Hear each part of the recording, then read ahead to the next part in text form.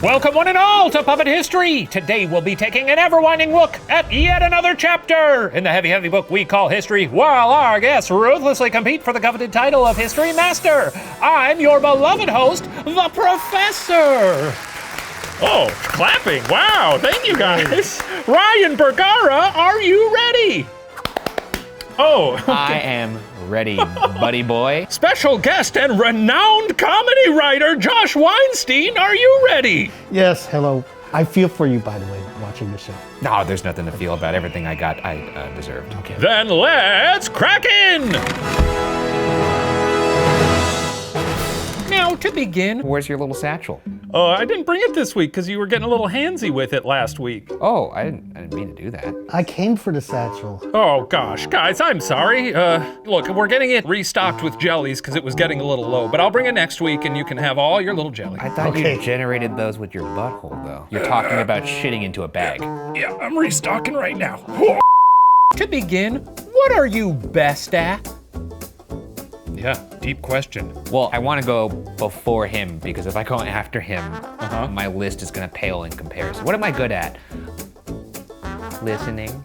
Oh, well, that's not true because you do sort of just space out a lot. Hey, but- shh. I'm old and my list is short. I'm really good at just like sitting and waiting and being anxious. Well, that's what a lot of this show is, so. Well, if I asked the subject of today's lesson what he was best at, first of all, I'd have to pick a language, because he could speak more than 20. But then maybe he'd say doctoring, or writing, or sculpting.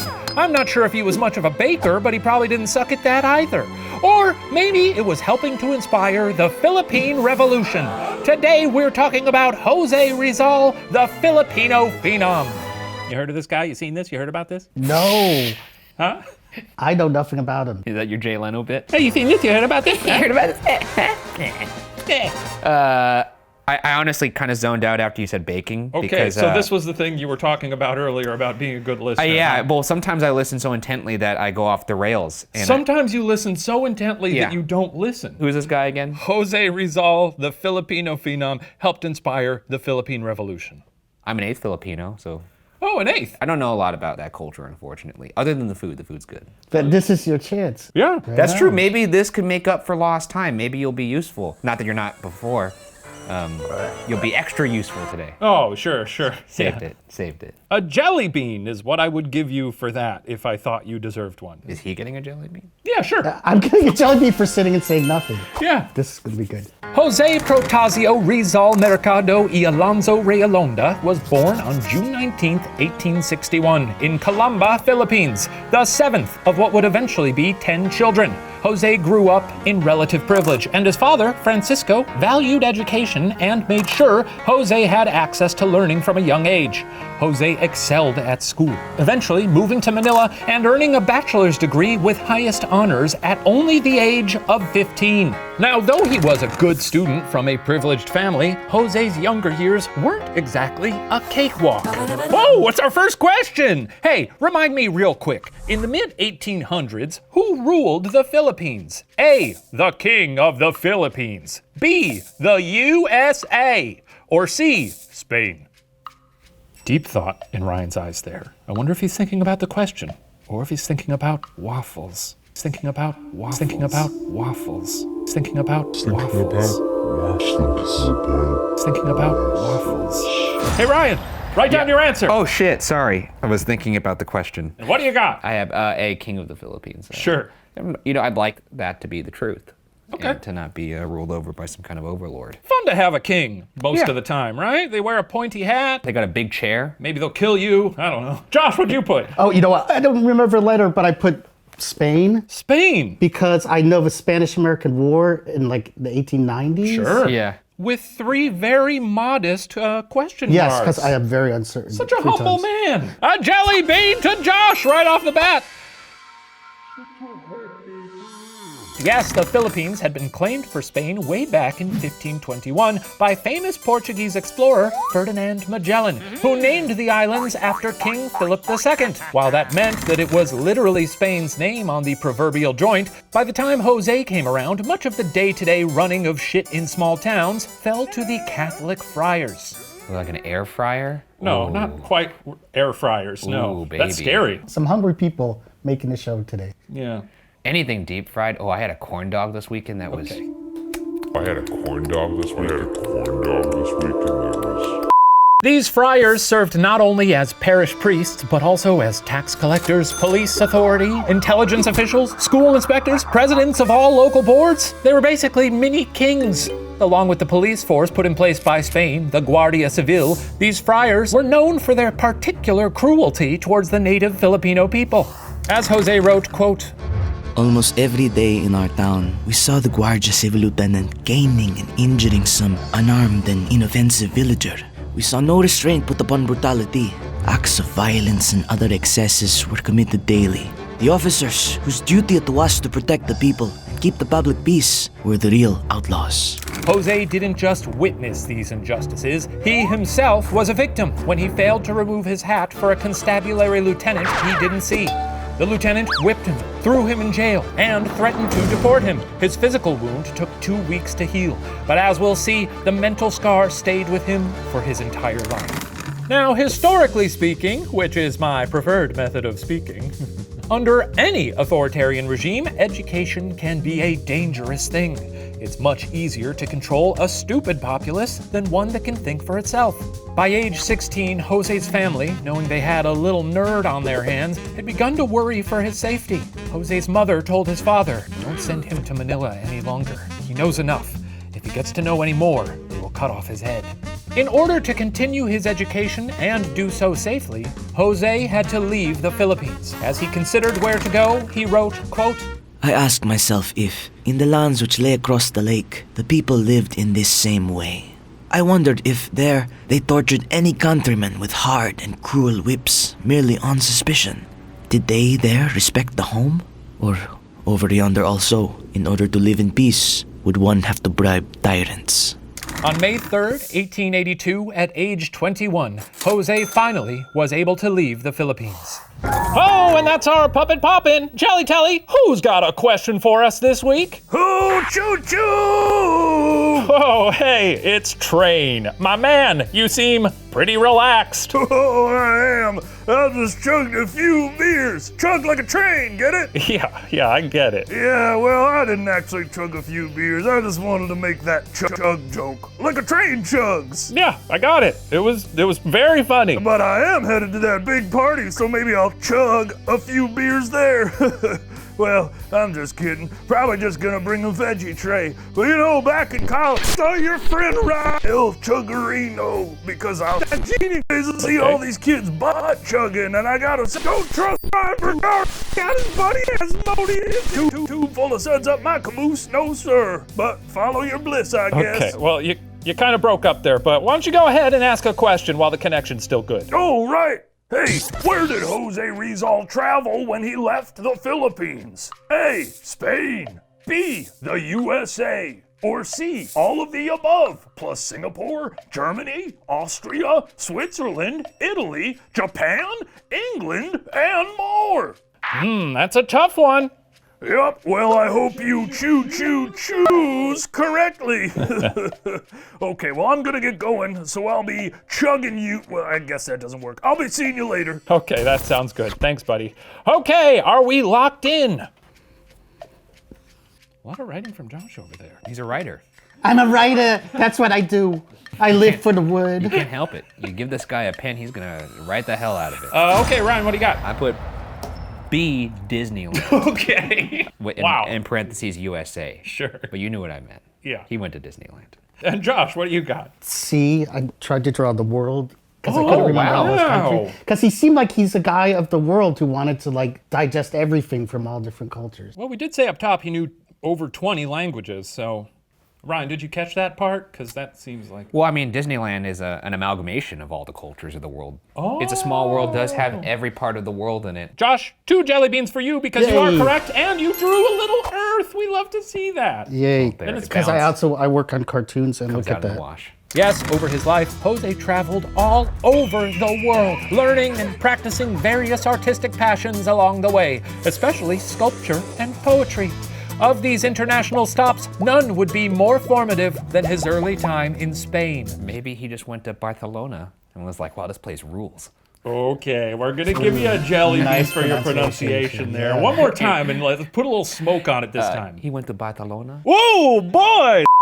Okay, moving along. Peace and love, peace and love. Oh, hey, it's Ziryob's Ood. I remember you and your questionable accent. Peace and love, and knowledge, huh? That's right. I'm here to thank Wondrium for sponsoring today's episode. You know, one of the most commendable and frankly downright charming things about José Rizal is his unquenchable thirst for knowledge. Shouldn't we all aspire to be so curious about the world around us? I mean, we ought to, yeah. Well, that's where Wondrium comes in. Wondrium searches far and wide to bring you trusted, respected, and inspiring experts and non-fiction storytellers who have led over 6,000 hours of video courses, documentaries, tutorials, travelogues, and more. Well, let's say I have some artistic aspirations like José Rizal. What would sing to me from Wondrium's illustrious library? Oh, you want to learn art history? They've got that. Want to learn about art criticism and how to better understand art? They've got that too. You want to actually learn how to draw or to paint? Well, they've got courses. What if I don't care about art at all? Then you're a swine. But no matter, learn about the sharks of the Galapagos, the engineering feats of ancient Rome, or how to make the perfect cupcake. There's no end to the treasures you'll find on Wondrium. Well, that sounds incredible! Well, that's just the tippy top of the iceberg, Professor. The fine folks at Wondrium genuinely love puppet history so much that they've reached out about extending our viewers a free trial. Whoa, incredible! Go to wondrium.com/watcher. That's WONDRIUM.com/watcher and get learning. Your brain will thank you. Thank you, Wondrium, and thank you, Ood. Peace and love, and no more fan mail. Okay, where were we? Ah, yes. In the Philippines, every aspect of life was controlled by the Spanish friars, bureaucrats, and officers. In Spain, however, people were relatively free to speak their minds, and José seized on his first ever opportunity to hear the uncensored thoughts of others. While José got his medical degree in Madrid, becoming an optometrist to aid his own mother's failing sight, he surrounded himself with a cool squad of other Filipino expat artists and poets. José's circle of high-minded compatriots discussed the plight of their fellow countrymen and speculated on how to improve their lives. Perhaps the native Filipinos too would prosper if they could exchange ideas freely and not get their shit busted up by cops every day. One night, at a dinner celebrating the artistic accomplishments of his new intelligentsia friends, José was asked to give a toast. Ooh, for a history point, hey, give me a quick toast. It can be for anyone or anything, but the best toast wins. Puppet history, more like puppet fizz-tory. Because I'm hearing fizzing out there, guys. All right, that's enough. That didn't have the... No. Let's have a toast here to our dear friend, Josh. Oh. I really appreciate you being here. You're one of the smartest guys I've ever had the pleasure of being in the company of. You know what? I have to stop myself mid-toast here. Huh?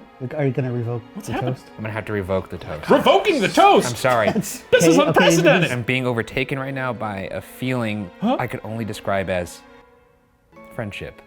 Oh my God. I'd like to offer a toast to the professor. Oh my God. You know, This is a we've moment. grown a lot What? over these 4 seasons, we which is have, how we haven't measure we? time together. Yeah, And I've learned a lot about myself and about history because of me.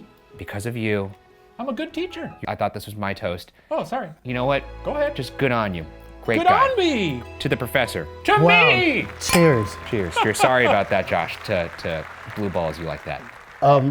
I was just gonna say, like, to overthrowing dicks, whether that's they're good, There we go. That's good. too. government or your boss, and to plotting with your friends, because nothing is more satisfying than that.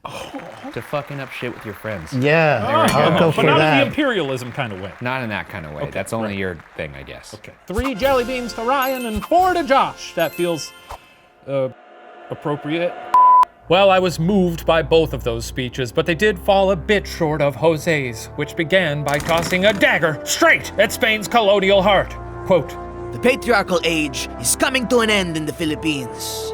I was hoping it would involve a real dagger. That would like a toast kick of a ass. dagger. Oh, that I would thought be he began by throwing a dagger right at a priest. Yeah, that'd be good. It's always so impressive when like an assassin enters a room and just You gotta imagine even the best assassins every now and then the butt of the knife hits someone in the head.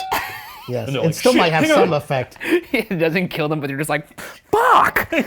Ow, dude! And then you also have to go, can I have the dagger back? Can you give that back to me, please? Jose went on about the future of the Philippines and how he hoped it would someday be lifted up by Spain instead of continuously exploited. As Jose said in the denouement of his speech, quote, May Mother Spain, solicitous and ever mindful of the good of her provinces, soon put in effect the reforms that she long planned. The furrow has been plowed, and the soil is not barren. in essence, Jose hoped Spain would let the Philippines graduate from harsh authoritarian rule into a nation that could develop its own contributions to the world. So he's sort of calling for a revolution here, but in a sweet way. Yeah, and within Spain. So that's kind of ballsy. Yeah, he's going into the heart of the beast. Yeah. I mean, he's not saying, hey, shoot people in the head. He's saying, oh, come on, give us a break, huh? Now, this speech was a big deal. Jose's toast was published in the papers of Madrid the next morning, and news of it eventually made its way back to the Philippines. While Jose may have just been taking advantage of the more liberal speaking laws in Spain, for his family back in the Philippines, such unrestrained talk was dangerous. Jose's brother wrote to him, concerned that the toast would mean Jose could never return home, and informing Jose that news of it, quote, caused our mother great sorrow and made her ill. I didn't realize how irresponsible it is of this guy to be running his mouth in a free land while his family is still getting whipped. Yeah. You know, she was the one who already protested, hey, stop teaching him things because they're going to kill him. So you can understand why she might be a little apoplectic over this. Well, that's a good word. Yeah. Thanks. With his family concerned, what did Jose do? A, he got on the first steamer back to the Philippines. B, he wrote a novel that went even harder. Or C, he gave a second toast, redacting the first one. I like the word steamer. Yeah, I know. I might have to make a steamer of my own here in a bit. Okay. Ryan, what'd you put? I put C, second toast. Oh, two toasts. And I drew two little toasts. Ooh. Strange little toasts. Josh, what do you got? I said B, novel. Novel. Wow, 'Cause- you guys 'cause are it really seems like drawing wonderful things today. He seemed like, besides being kind of like a nerdy guy, he seems like a guy who's only going to do more if he's pushed. Okay, let's find out. Oh man, Jose, you really got people worked up with that toast of yours. Yes, Marcelo Hilario del Pilar, my greatest ally and rival, who is only now being mentioned in the sketch because there isn't time to establish you more. I was going to say. Yes, it seems I really struck a chord. What are you going to do? Well, my family back in the Philippines is pretty concerned, so maybe the best thing for me to do at this time is write a book about a guy trying to start a school in the Philippines who then suffers an assassination attempt at the hands of the Catholic friars. Jose Rizal, you scoundrel! Someday all this writing's gonna get you in trouble, you know that? Who, me? That guy is going to die. Writing is the most dangerous art. God damn it. No, you were right. No, that makes sense. Why would we be talking about this guy if he's a coward? Yeah. Stupid, stupid, stupid! Whoa, buddy! Oh. You can't be doing that to yourself. Yeah, don't Okay. beat You're not a yourself up. stupid guy. I know. All right. Point to Josh for that one. No points to Ryan because he got it wrong. He's right. I got it wrong. He's right. I'm wrong. Yes, in 1887, shortly after his toast, Jose wrote his first book, Noli me tangere, Latin for Don't Touch Me, but with the English translation title of The Social Cancer. Jose's original intentions for the book were for it to bring more cultural awareness of the Philippines to the broader world. But by writing what he knew, that the friars in the Philippines were corrupt assholes, he was also poking a pretty powerful regime with a pretty hot poker. Don't want to poke the bear. He's poking that bear. Yeah, He's he going, poke, wants poke. to, though. That's good. That adage must have come from somewhere. There must be some idiot out there who poked an actual bear with a stick. And I hope that guy got eaten alive. His two friends were just standing off in the distance being like, well, I guess you shouldn't poke a bear, huh? Noted. No. José soon started receiving death threats, and it wasn't only the author who was put in danger by his novel. At the end of 1887, Friar Salvador Font on the Philippine Board of Censorship suggested that, quote, the importation, reproduction, and circulation of this pernicious book, end quote, be banned. It was even dangerous for Filipinos to be caught in possession of Noli. For his part, José seemed to expect this reaction and stood by his work. Regarding the criticism he was receiving from the Spanish ruling class in the Philippines, he wrote, quote, It would be foolish to ask the powerful whom I've offended to reward one who stole them the bitter truth. Only demigods require men to kiss the hand with which they have been slapped. For the next 5 or so years, José did much of that traveling we mentioned earlier, seeing the world and exchanging ideas about how to make life in the Philippines better for the native people. In 1890, he wrote a follow-up book to his first novel, titled El Filibusterismo, which again lampooned corrupt government officials in the Philippines. Eventually, José must have decided that criticizing the situation from afar wasn't the most authentic approach, and on June 26, 1892, José Rizal returned to Manila. He did what everybody on Twitter will never do, say it to their face. A question. How was José received? A. He was smuggled in and went into hiding. Only 3 people knew his whereabouts. B. He was immediately arrested and began writing from prison. Or C. He just did his thing for a while. Okay, Ryan, what do you got? I put B for bail me out, bro. I like that. That's fun. He was in prison. Josh, That's what I thought too. It Prison. just seems like they're not gonna let him walk around, talk. Yeah. They're gonna immediately slap him in jail. Seconds before that door opened from the boat, he's out there like shadow boxing, like Let me these at guys him. up, and the thing opens and he goes, Well, points to neither of you. whoa! We worked up a whole scenario. I know. Yes, José not only waltzed back to the country he had been agitating from afar, but he actually scheduled a meeting with the Governor General of the country, Count Governor Despujol. Apparently, their encounter went great. José's father and brothers had been thrown in prison, but José, ever the charmer, managed to secure their pardons. José told Despujol he wasn't planning on staying long. He soon wanted to travel to Hong Kong, perhaps in as little as a week or so. Yes, things really seem to be going great. Wow, that's unexpected. What is fucking going on right But now? yeah, that seems like he has some deeper plan, or maybe Baller move to just be like, I'm here, lunch with the governor, let's do it. maybe he convinced him with his learning instead of his daggers. Either that or they're going to kill him. Maybe. Yeah, they're like, "Sounds come on, good." come on in, have some lunch, sure. Meanwhile, his family's already bones in the chamber. So the meeting went swimmingly. At some point after Despujol met with José, some customs officials, like so many bureaucratic jobs in the Philippines, a job done by friars, came forward claiming to have found some anti-Catholic leaflets in José's luggage. Now this was odd. Why would a man as smart and as surveilled as José just pack some dangerous propaganda in his luggage for anyone to discover? It seemed almost as if the pamphlets had been planted. Either way, the friars were well equipped at spotting anti-friar propaganda, as they, had been caught printing anti-friar leaflets themselves in an effort to stir anti-friar sentiment. I mean, we can take a moment to say, fuck these friars! I'm just bummed out. This sucks. No matter how the leaflets got there, it was bad news for José. Despujol banished José from Manila to Dapitan, still in the Philippines, but on an island far enough away that 19th century officials figured he couldn't do any more damage. This was a huge win for the friars. They had made their own personal headache a political prisoner, setting a precedent that tied religious criticism to political criticism. Always ban you to an island. Yeah. Give him the Jack Sparrow treatment. You hate to see it. Don't. But if you put somebody in an island, they're gonna become a pirate. Or they're gonna befriend a volleyball.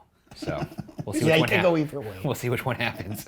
The punishing powers of the state were now being wielded by those filthy fucking friars. While exiled on Dapitan, José thrived! Yeah, that's right. He learned about boats, taught local children, and got really into the local wildlife. even discovering a few new species of animals. He even set up an import-export business of sorts, sending local creepy crawlies to friends abroad in exchange for books. For instance, he once sent a box of snakes, scorpions, beetles, and worms to one Dr. Meyer, requesting in return German translations of Greek and Russian classics. José really was an inexhaustible nerd, addicted to learning. Meanwhile, the friars kept after him, trying to get him to retract his prior writings in exchange for a cushy job. José told them to fuck right off, reportedly replying, quote, What my right hand did, my left hand will not undo. You were trying to drown me in a glass of water, but you would not drown me if you had an ocean. Baller. Jesus Christ. Wow. Woo! This guy is good. He's good! He's basically begging them to kill him at this point, it feels like. And Yeah. he's locked in an eternal game of chicken. He's making the papers. So if he disappears, that'd be Yeah. like, I don't know, Meryl Streep getting beheaded. That would suck. Now, it makes sense that the friars kept trying to get José to turn toward the dark side, as elsewhere in the Philippines, the idea of a revolution was really starting to gain traction. Led by Andres Bonifacio, who had a knack for recruiting revolutionaries from the Filipino poor, enrollment in the underground group grew 100-fold in the 4 years José was in exile, from 300 to 30,000. By this point, the group had their own newspaper and had begun stealing and smuggling in weapons in preparation for a future armed conflict. José did not like this, though his critiques of the friars and Spanish officials had been acerbic. His philosophy had always been one of reform and working with the government, not overthrowing it outright. As makes sense for the nerd who spent his years in exile on a tropical island trading boxes of bugs for unreadable books, José believed the path to liberation was not through the barrel of a gun, but through education and civic virtue. By developing the Filipino culture and academic prowess, José believed Philippine independence would soon become the most obvious and easiest solution to Spain's continued subjugation. Well, this tells me he's of very pure heart and spirit, because Yeah, that's true. I don't think he actually wanted any violence. I think he truly thought if they exchanged ideas and just heard each other out, then maybe we could all be friends and you could go back home and we'll go back to my home. Yeah. But I'm trying to think as I say that of any kind of Has that ever overthrowing happened? or any kind of achievement Yeah. of independence that has happened without blood. And I can't really think of one. Has there been a peaceful revolution? No, because even with us, we had to shove a pitchfork up those British asses for us to get Yeah. our independence. That's right. All the way up there. We skewered them like a kebab. José disowned the building, more violent liberation movement, but even still, José looked for another way to separate his name from the chaotic revolutionaries. Ooh, how did José try to show he was not a part of the violent revolution movement? A, he signed up to help Spain treat patients suffering from Cuban yellow fever. B, he wrote a third book, this time denouncing the violent aspects of the revolution. Or C, he went undercover as an optometrist to try to assassinate Bonifacio. I love the idea of an undercover optometrist. Yeah. Oh, man, that'd be a good way to kill somebody. Because it's also like you're restrained. Yeah. I just need to look a little closer and BAM! Yeah, because the tools are right there, you know? It's like a barber. Or you could just go a little messier and just start gouging their eyes out with your thumbs. Ryan, what do you got? I put B, book boy writes book. Sure. Josh, what do you got? I thought about that. You might be right. I think I might but be right. I thought like I think in the beginning he said he was like a doctor and interested in that too. So I said A, help with the fever, Help with the fever. but I don't know. Well, let's find out. I'll be right back. Ah, smell that sea air. Boy, do I love traveling. And this trip to Cuba to help with the yellow fever outbreak is just the space I need from those violent revolutionaries. Hey, by the way, thanks for captaining. Yep. Well, that's usually how these sketches go. One of us says the answer, and then the curtain comes down. So, any second now. Yep. Oh, excuse me, I am being cabled. That's very accurate. A captain at that time would be cabled. Looks like someone took a lunch break at the writer's table and never came back. Yes, sir, any second. That curtain will come down and I'll be in Cuba helping people for, ideally, the rest of this story. That was the Philippines. You're under arrest. Sorry, but you're being shipped back to Manila immediately. Oh, come on, now the curtain falls? This is bullshit! I wish he would have wrote another book. He probably did. How I Helped with the Fever, a novel. Jelly bean for Josh! Yay. Well, Bonifacio's group of rabble-rousing revolutionaries had gotten a bit too big to manage, and a print shop they had been using got raided, effectively handing a list of revolutionary names to the Spanish. People were rounded up and tortured, and though José had disavowed the group, they kept mentioning him and his writing as big influences. Figuring it was now or never, Bonifacio launched his revolutionaries into battle, sparking deadly skirmishes across the Philippines, eventually winning control of the province of Manila, except the city itself. Though he had no part in it, José Rizal was now considered a leader of an insurrectionist movement in active war against the Spanish government. Yowza! You just the thought of this gentle nerd. Like, all I wanted to do was write a book, and now they're chopping people's heads off. Well, a kangaroo court was assembled to try José, and even though he had been in Dapitan for most of the revolution's growth, and even though he had publicly spoken out against any sort of violence and overthrowing of the Spanish rulers multiple times, and even though he himself had never done anything resembling violent insurrection, the court ruled that he was responsible for the actions of those who had read his books, and he was found guilty of rebellion, sedition, and conspiracy. He was sentenced to death. He wasn't really ever trying to incite it either, though. No! It was just all up to interpretation. Yeah. It's tragic too. It's because it's always the most peaceful souls end up being the martyrs. I mean, you have to imagine for the entire back half of this story, he's probably just going, oh, no, no, no, no, no, no, no. No, no. Yeah, probably. José spent his final days writing letters to his family and loved ones, though he must have wondered how a few criticisms from an art nerd like him had led to death row. On December 30th, 1896, José was led to the firing squad.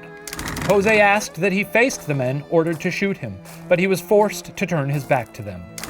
When José heard the word fire, he turned to face his shooters, but only got halfway around. At 7:03 a.m., José Rizal was executed facing the rising sun.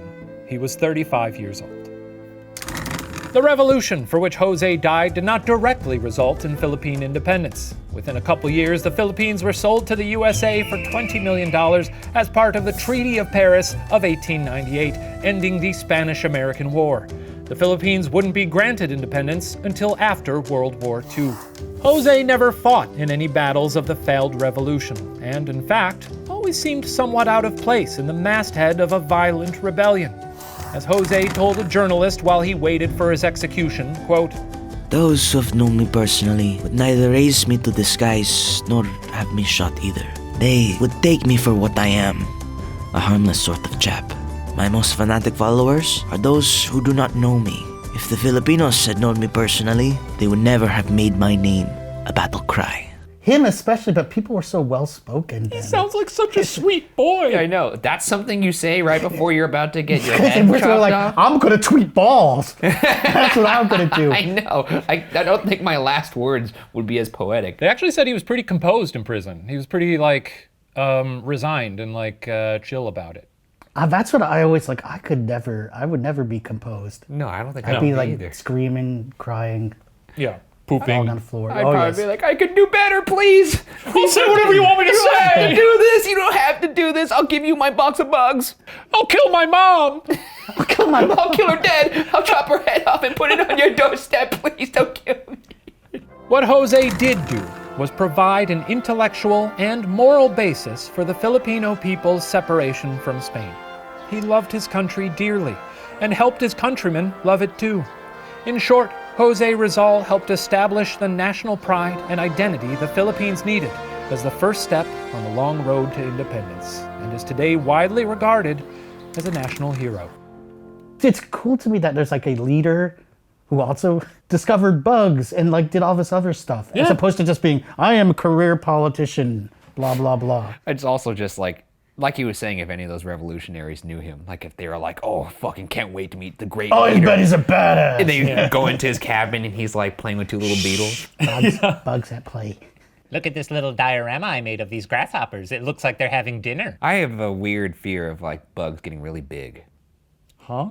Like a big ass beetle or like a big lizard. That sounds scary. Well, that concludes our history lesson. I'm going to go tally the scores to see who receives the coveted cup and the title of History Master. While I do that, please enjoy the special performance from one of José Rizal's many, many books.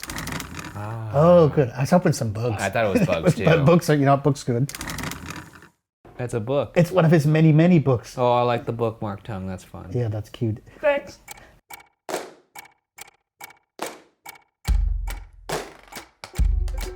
Well, there ain't a better way to pass the tick, tick, ticking of the unrelenting march of time than a flip, flip, flipping through a book like me. Why don't you crack my aching spine? You never know what you're gonna find. Now you can study astrophysics or ontology, the migratory paths of Albacore. Can even master 20 languages and still have room for every detail of the Punic Wars. You'd be surprised what you can fit in your mind. Go on and jot a couple notes about the tundra stowed, or the Roman of magnetic poles, about how long it'd take a crusty old tyrannosaur to digest your learned body whole. How about a chapter on the history of cobalt blue, or the spores of the Watiza tree, or how Frank Case won a steeplechase back in 1923. You'll never grow just knowing what you already know. Read, please. I beg you to appease every single little itch of curiosity. Come on and give me a leaf. Well, you can read so much that you can spout 154 of Old Bill sonnets off the top of your head. And you can read so much the cowards of this world will hunt you down and lock you up until they shoot you dead. In any case, it's nice to be well read.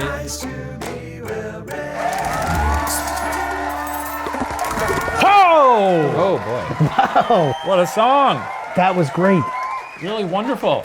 It's a good song. It's been a while since we praised the songwriting on this show, but really, I'm telling you, as a fan of the show, it's the highlight. yeah, I don't know where we get these guests, but they're all so talented. It's crazy. No, Don't you they agree, are Ryan? Super talented. Yes, Yeah. super, super talented. And the vocal range, my God! Yeah, can't talk enough about that range. Anyway, during that performance, we ran the numbers through our complex victory algorithm, and apparently the winner of the coveted cup and title of History Master is Josh Weinstein! Congratulations. Yay! Come Thank fetch you. the cup which you Thank have you. so rightly earned! Get my thing. There you go. All Thank you yours. so much. Ignore the hand. There you Thank. go. Ooh, I've never seen. Okay, Just don't worry about it. I'm not gonna think about what I just saw. Josh, thank you for being here. Ryan, thanks for trying. Thank you. And for the rest of you, thank you for watching Puppet History, where the details are always a little fuzzy. We'll see you next week, everybody. Bye. Whoa. How about a chapter on the history of cobalt blue, or the spores of the Watiza tree, or how Frank Hayes won a steeplechase back in 1923?